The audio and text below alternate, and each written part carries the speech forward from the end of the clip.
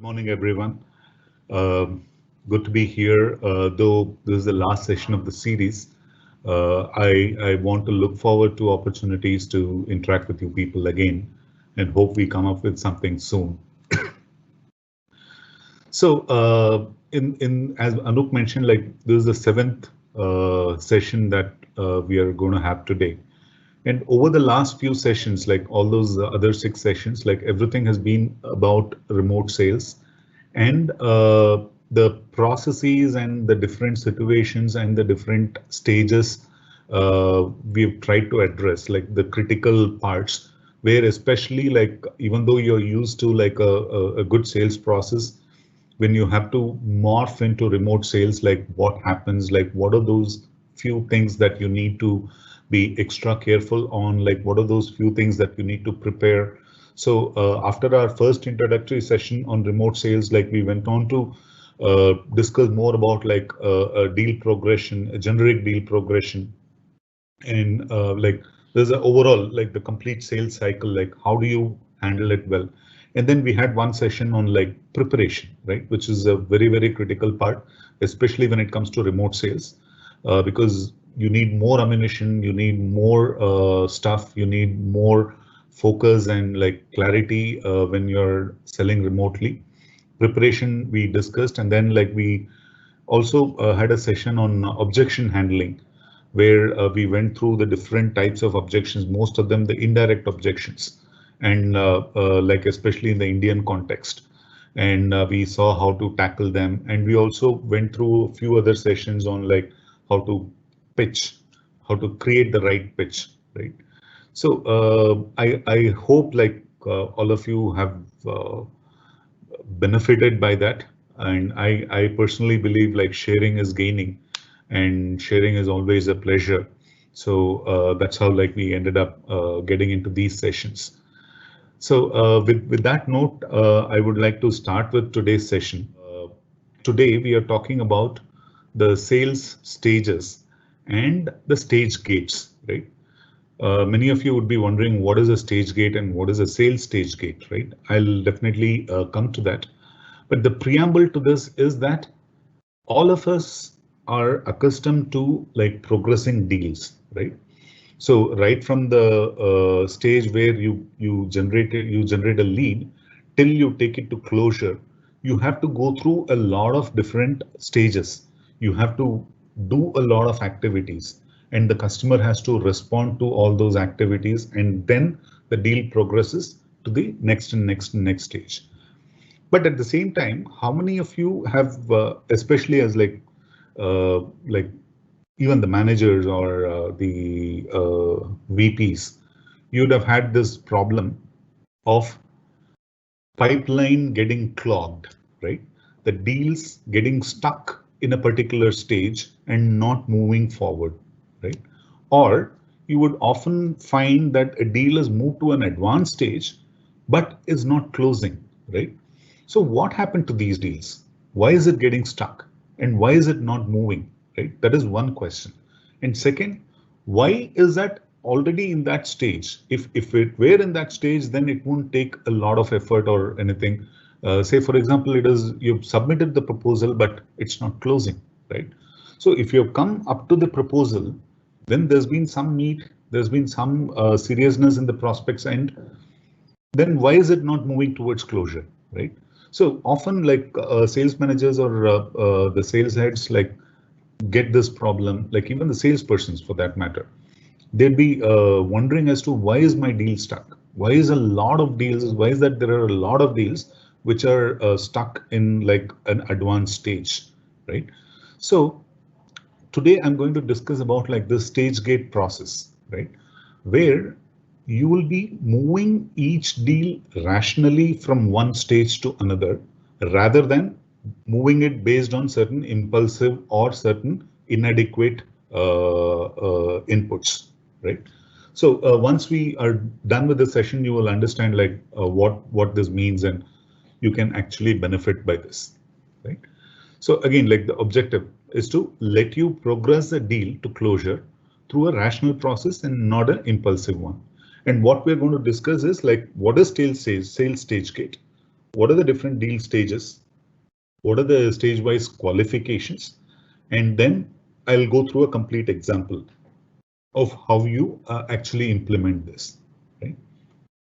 So first, let us look at what is a stage gate process. So this is actually a project management technique, right? This is originated like there's someone like who coined this process, and there is even a patent somewhere on this, like on a particular type of the stage gate process. So this project management technique, actually divides the project or a initiative into multiple stages, right? Phases or stages, and each stage is separated by a toll gate, right? And each toll gate actually provides you with a Boolean yes or no kind of a situation or a evaluation where you decide whether you have to move it to the next stage or not, right? And to arrive at that Boolean condition, like there are a few set of qualifying factors, certain intents, progressing factors, and the risk factors are factored in. So the idea is like to have all these qualitative and risk aversion factors validated in a particular stage so that you're clear as to, okay, like we are all good in this stage, so we can move to the next, right? So that is the stage gate process. So let us look at from a sales perspective, what are the different stages? So I've already shared the same set of stages with you in one of my earlier sessions. So we are talking about like 5 large stages in sales. Of course, depending on your organization, your type of product or service, and your industry type, you might either have a small difference in this, or you might have the same kind of stages, but you might have named it differently, right? But these are by and large the 5 stages. Like first is the prospecting, where like you just had even lead generation is a part of prospecting, but I'm just omitting that out for now. So prospecting is where you've identified a company to be addressed and to be targeted, and then like you go pitch and generate interest, right? So that is prospecting. Then qualification is like once you've generated some interest, you have to convert it into an opportunity. You have to qualify this lead into an opportunity, and you do that by identifying the right need, like figuring out if your product or service meets that need, and figuring out if there is a buying intent, the early buying intent from the prospect. And once you have qualified a lead as a potential or an opportunity, then you go about like the solutioning, right? You've understood the need, you've conveyed you've emphasized the need. Now you need to solve that need or a problem. So the solutioning is one stage where you frame your solution, you convey your value propositions, and even like pricing is a part of this, like the initial price presentation or the proposal presentation. All that comes under solutioning, and then you have negotiation. So this is where it gets a little difficult, a little tricky, and but again, like if you've done all these things right so far, the next step, the negotiation stage, will not be that difficult. So negotiation is more about like has the client understood the value properly, and are we giving the right solution so that like the price is justified, right? And then a lot of other minor factors. And then finally the closure, right? Closure is like the net signing of the contract. And in many times, I propose that the closure is counted only when your first payment is in, not the advance payments, but the first billing happens to the customer, right? That is like after you've implemented your product or a service, you start billing them, or you bill them for your implementation of a service, the first bill, right? That's where I consider closure, right? Till then, like there are still, I've personally experienced like a lot of signed contracts fall through in the stage of implementation or in the initial stage of the service provision. So just trying to give you this, You can relate this to whatever sales stages that you are following in your organization or as a person you are following. Maybe if you're too here and there, try and bring yourself and redefine your stages around this pattern. Or if you're comfortable doing it, like just try and map it, relate to like what stage are you talking about when I talk about prospecting and like pitching. That way you can relate and like you can have your own sales stage structure, right? So now, what are the problems in a normal deal progression? First, most of the times, what happens is the deal progression metrics are not properly defined and they're not uniform across different sales approaches, right? Say, for example, you today you're talking about a particular deal with a large enterprise, and you follow certain metrics, and okay, you say, okay, I have to get this done to go to the next stage, or I have to do this so that I get into a proposal. I have to do this so that I can negotiate. I have to do this so that I can close the deal. But where is it recorded? Most often it is not properly either defined or recorded or followed, right?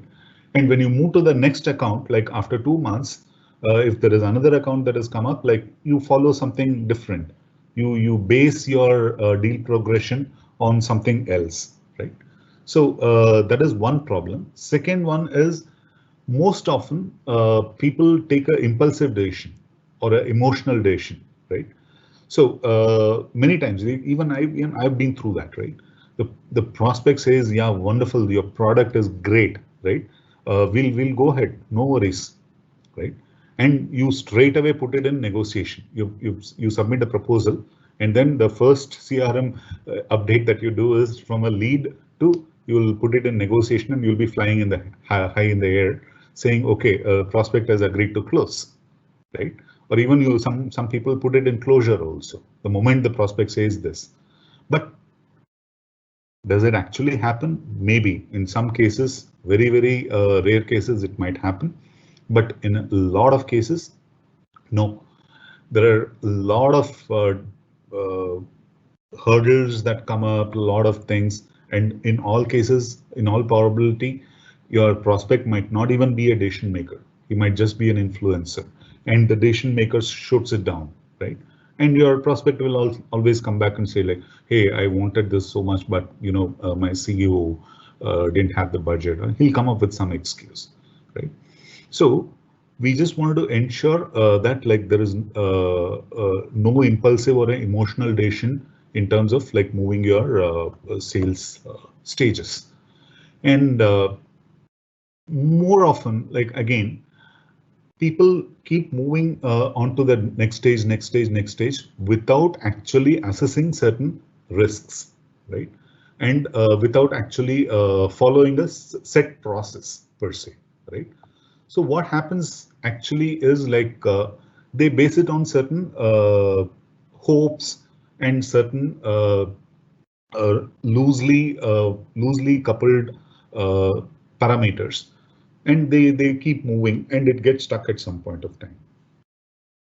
Now let's look at like what exactly happens in a sales stage gate process. So as you can see in the depiction here, you have a lead and you have a gate, after which you move into a prospecting level, after which you move into a qualification, solutioning, negotiation, and closure.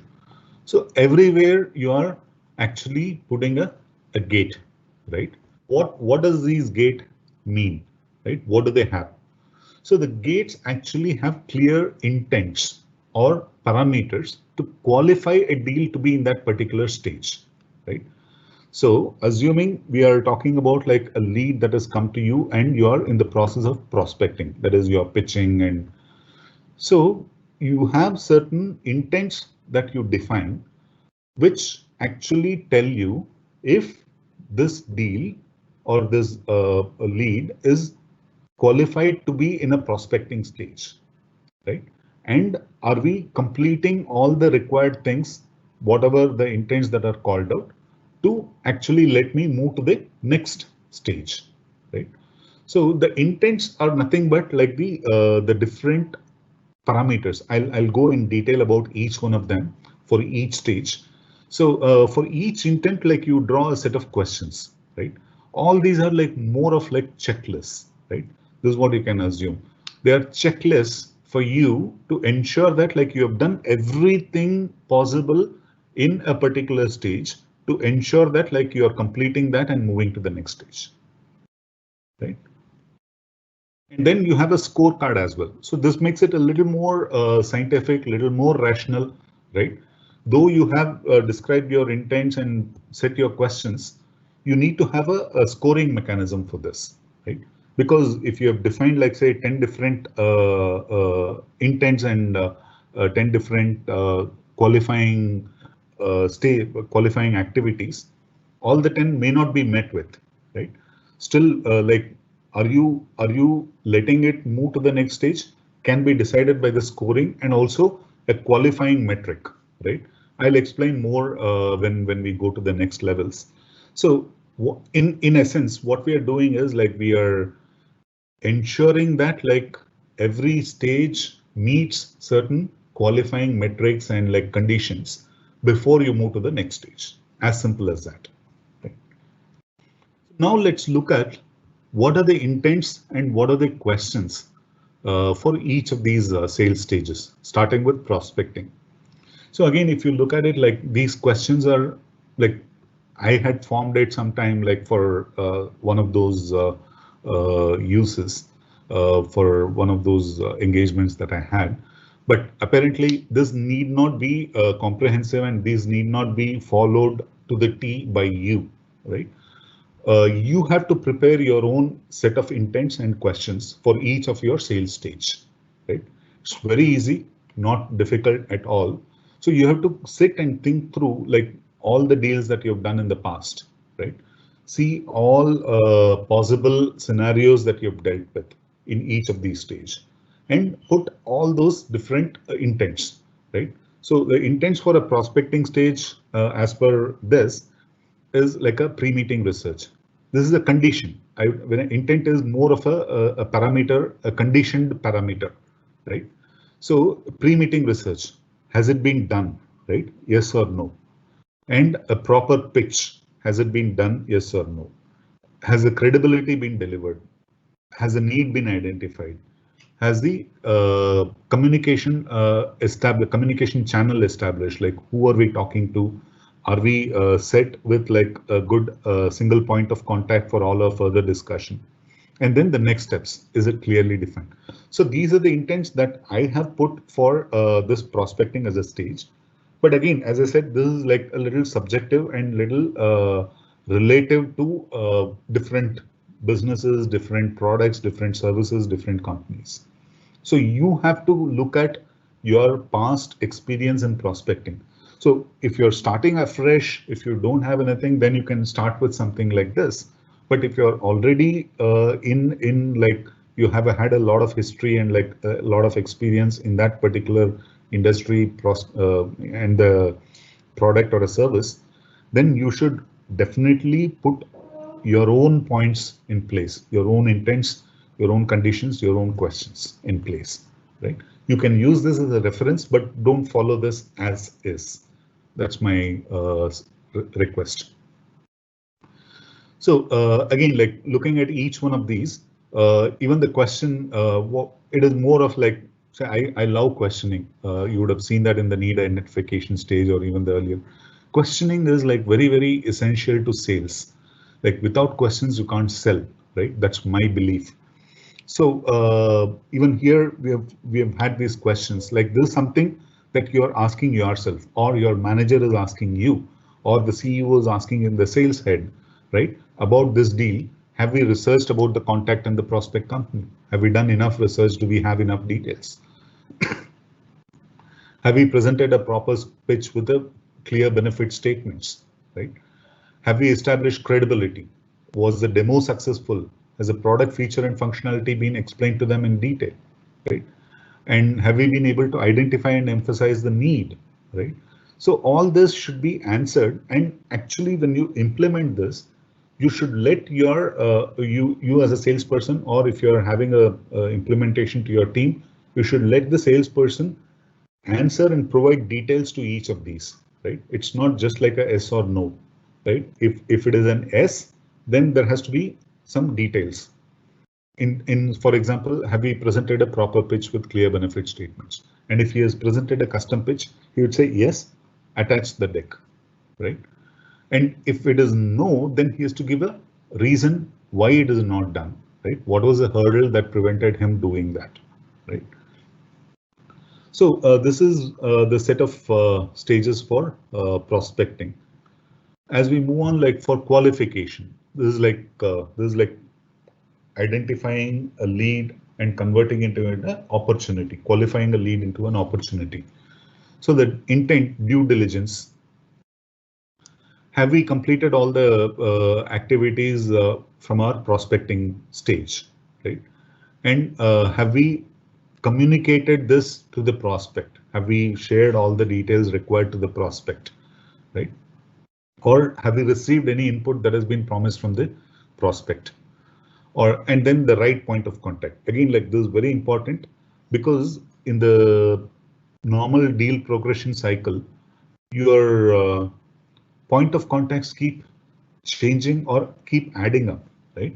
You will have to deal with more people or different people as you move a deal forward, right? Initially, some project engineer would be actually taking all the requirements and collecting information. And then the project manager would be actually hearing out your pitch and telling you some details about like what actually they need. And then when you actually go present a proposal or a solution, the project head would be involved. And when you actually get to a closure, the CFO or the CEO may be also involved. So at every stage, we need to ensure are we in touch with the right point of contact, right? Then non-disclosure. Many times, like there's a small thing that gets missed, and because of which it gets stuck at a later point of time, right? So we need to preempt certain things. So this is an example that I put here to proactively think of anything that we can do to ensure that the deal progression is smooth, right?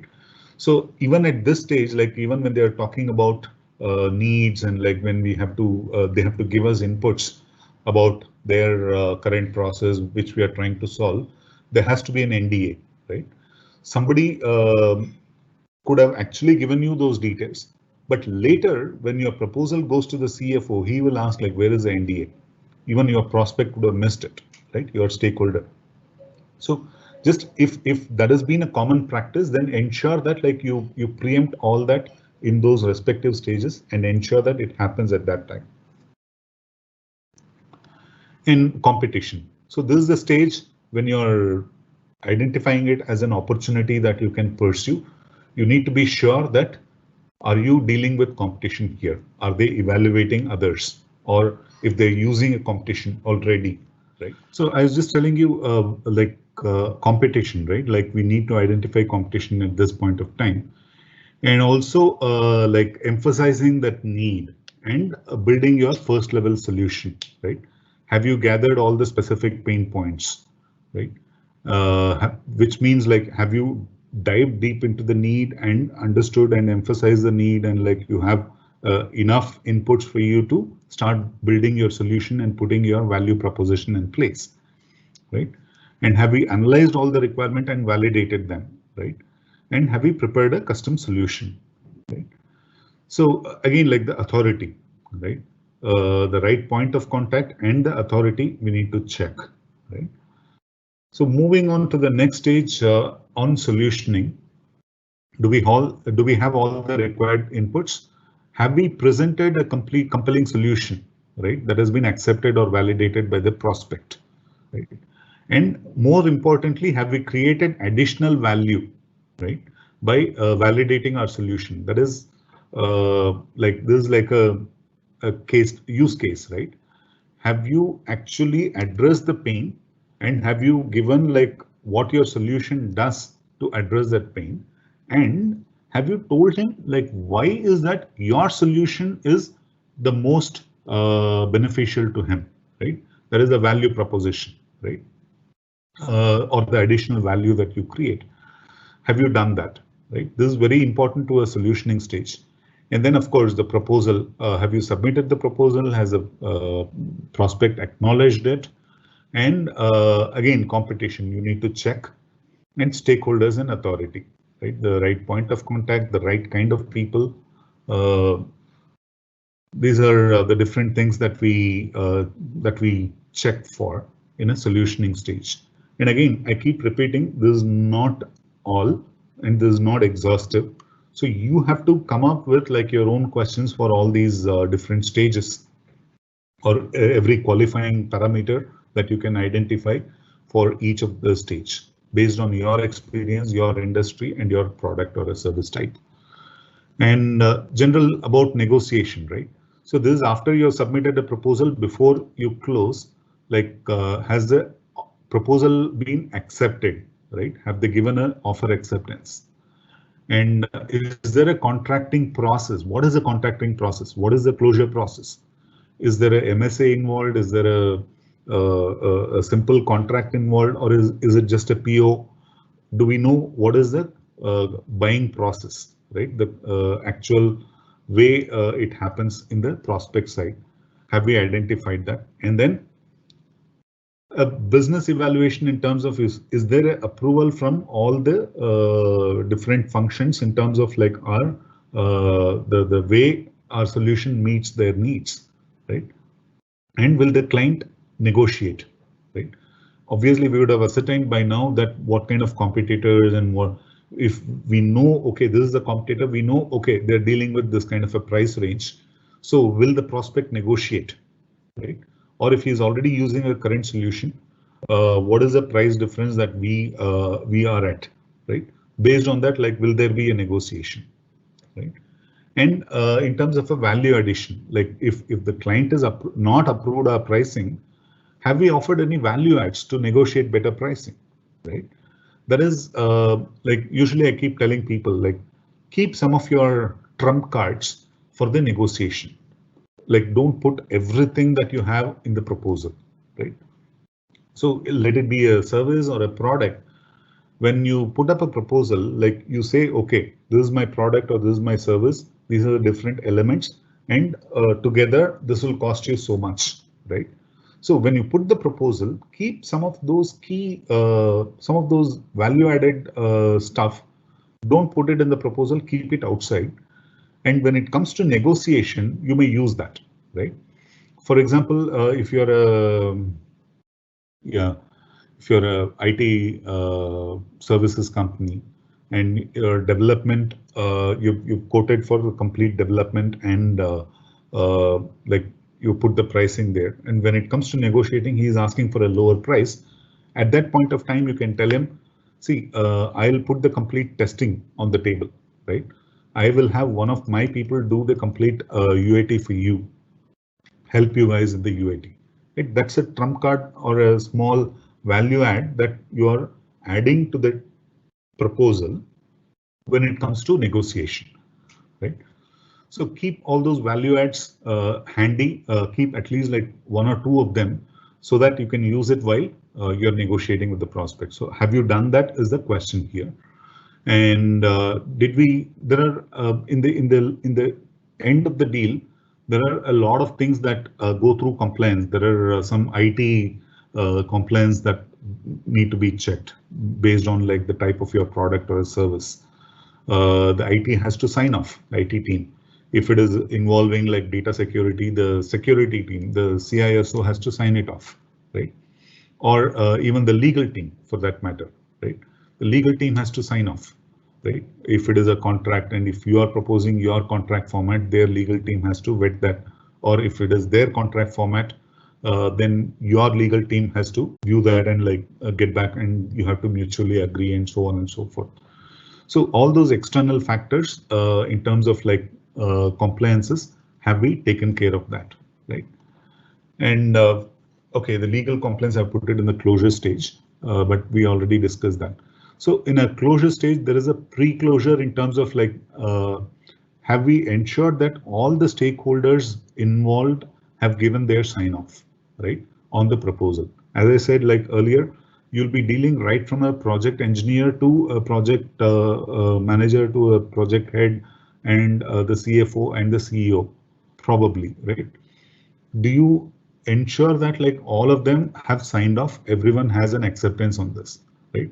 And is there a timeline for closure, right? What time did they mention?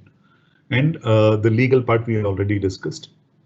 And also in this, like there is a vendor registration process. If you're dealing with a large organization, for example, uh, once like you've reached that stage where you have to get the contract signed, then you realize, or the prospect realizes, that you need to go through a vendor registration process, right? And then it probably that would be handled by a different team, and like that will take another week or 10 days, and you've lost that. You're counting this deal to happen for your end of the quarter, and you've lost it. So keep all this presumed and like preempted, so that like you take care of it. And contract closure, is there an LOI? Has he signed the contract, or has he given a PO? Right, that check. And then, as I said, like the delivery, is it handed over to the delivery team? Has the implementation been completed? Is the first payment in? Right. So all these are checks and conditions for a deal to be called as closed. Right. So that's pretty much the set of intents and questions for all the different stages. As I said, again, I'm repeating, don't mind me. You have to create your own set of intents and questions, right, for your product and service and your deal history. So now let me give you an example. Now we understood, now we know what we're talking about in terms of like different stages, what are the intents that we need to care for. But how do we implement it as a process? How do we implement the sales stage gate process, right? So here's an example sheet, right? So this is, I guess, yeah, solutioning, right? This is a solutioning stage. So here you have like the intent and the question. This we already saw earlier, right? So next column would be the details required. As I said, the salesperson has to commit yes or no, whether it has been completed or no, as in the column next to details required. And he has to enter or mention the details of like what has been completed, right? If it is to be like presenting a document, what document was used. If it is like on receiving a particular input, what input has been received. Or if it is about like stakeholders, like who are the different stakeholders, what is their level of authority and all that way, right? And then you mark it as whether it is completed or not, whether that particular condition is met or not, right? That is a completed. And then you assign your own weightage to each of these conditions or intents, right? So again, like there's a example depiction here. So it has to add up to 100. The weightage has to be according to what matters the most, right? So in this case, if you see, I put the maximum weightage to have we sent the formal proposal and has the prospect acknowledged the receipt, right? So that probably, as I feel, is the most prominent condition that I need to meet to ensure that I've completed my solutioning and proposal stage. And the next important one is, have we received enough positive feedback on the proposal submitted, right? That is also important for me, right? So I submit my proposal and have I received a positive feedback? That is, the client says, yeah, this looks good. Like we'll move the, we'll see how we can take it to the next level. That is positive and that is important for me. And then I also have weightages for other points. Again, like this is not to be followed as is. This is something that I just put together based on something that I dealt with in the past. So not to be followed as such, you have to have your own weightage, and your score is like if the completed is yes, then the weightage becomes a score. If the completed is no, then it is 0, right? So that way, if you look at it, like the total score is 100 and you have only scored 70 for this stage, right? So one way of looking at it is you allow your deal to progress to the next stage if you get 75 or more, right? Or you allow it like whatever, you set a threshold. If the score is 60 or above or 75 or above, then this deal can move to the next stage, right? Or there is an additional thing that we do, right? See here, if you look at it, among all these different intents, I've put the qualifier against only these two factors, the proposal sent and acknowledged, and then positive feedback, right? So what I mean to say here is if any one of these two conditions, if it is a no, then I don't even move the proposal to the next stage, right? So this is a qualifier that you're imploring. So one is the score and second is your qualifying conditions, where you the most important condition, if it is, say, assuming in this case, if all the other things are met, right, except this proposal sent and this thing, proposal sent and positive feedback received, your score is still 55. Seems to be like a decent score to move, right? But no, because you've not actually done the crux of the entire stage, right? The solutioning and proposal stage. So you have to define your own qualifiers, which of these parameters or intents have to be mandatorily completed to move to the next stage, and then move it accordingly. Okay. So if you have any questions, obviously you can just put it on the Q&A session right now, and I'll address that. And that's pretty much it. So how do you implement is about, like, first you define the sales stages, clearly define as to what are the stages that you want to follow and what are the components of each stage, and then create the intents for each stage. What are the different parameters that or the activities that you want to get considered, and then devise the questions. See, question is not the question that you ask yourself, as we saw, right? And then apply the scorecard, apply the right weightages, apply the right distribution of the scores, and then apply the qualification parameters, and then implement. And once you implement, you have to keep reviewing it continuously. Adoption is like key. And as long as the salesperson or you, if you're implementing it for yourself, as long as you see the benefit out of it, implementation will suffer. But push yourself, keep reviewing, keep ensuring that every deal you're going through this process, and you will see the difference, and your deal progression will be much more robust, and you'll be more successful. Wishing you all the best. Thank you so much.